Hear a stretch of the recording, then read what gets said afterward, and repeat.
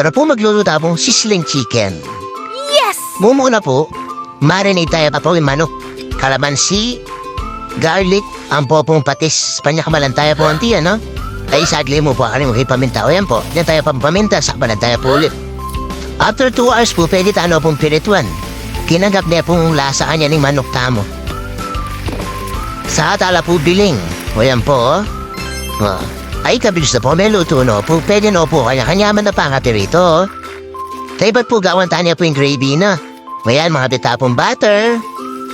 Tusawan tayo po yun. Tapos mga bitamong cornstarch para medyo magrayo po tsapuhan yan. Mag-add pong danom. Ayan po, tapong texture na dapat medyo malapot tsapuhan yan. Saka po, nor cube. Chicken po yung ginamit ko kan. Tapos oyster sauce.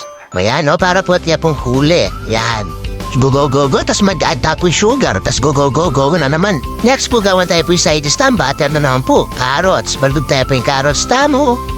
Tapos po, in corn. Yan tayo pong asin para atin niya pong lasa. Ayan po. Oh, yan. Go.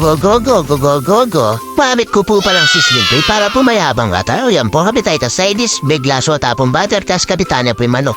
Saka tayo po kabiting gravy bang basok-basok ya o yan, no? Basok-basok ya po kanya, no? Nyama na po ng kaya sizzling chicken, no? Nasi, bye-bye!